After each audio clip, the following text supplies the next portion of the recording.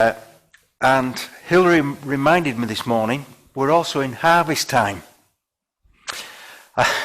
And so, not next week, but the week after, I think we're going to have an harvest festival. It will mean that we're going to bring you in slightly different that day, but we will have somebody to bring you in. So it won't be a problem. We'll bring our offertory of harvest in, we'll drop it at the front, and then we'll move you to your seats. But yeah, so we'll give us a chance to think about that, but just so that you know we haven't forgotten. And I think it's good that we celebrate what God's given us. And it may be that as well as tins of things, you may want to do a little painting or something of something that's important to you, or something that's been important to you over the COVID period, and just bring that and place it at the front as an offering to God, or a thanks to God, because harvest is about thanks and offering.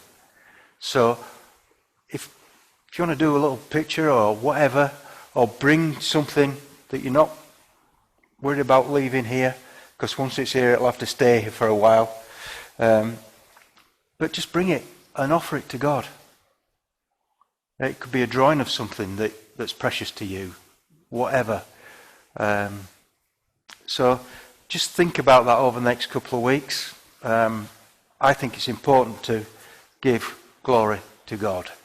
So something that you've been thankful for over this last year, and especially since February till now, things we can be thankful for. So just think about that this morning and over the next couple of weeks, about what offering you could bring. I just feel that God has got something special this morning. I know when Hilary walked through the door, she was beaming all over her face. And she said, "I've got this excitement, John, and it doesn't make any sense." Well, I think that's great. If you've got that excitement, then still have that excitement. Hold on to it. God's not taking it away from us. And if we have to pray for people, we'll pray for you at a distance. You know, there's nothing that says God can't work from here to the back of this building. We know that Jesus healed people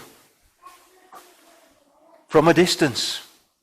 When the centurion came to him, he said, "You don't have to come to my house. Just say the words and it'll be done and my servant will be healed." So God knows what situation we're in. If we need healing, then we'll deal with it.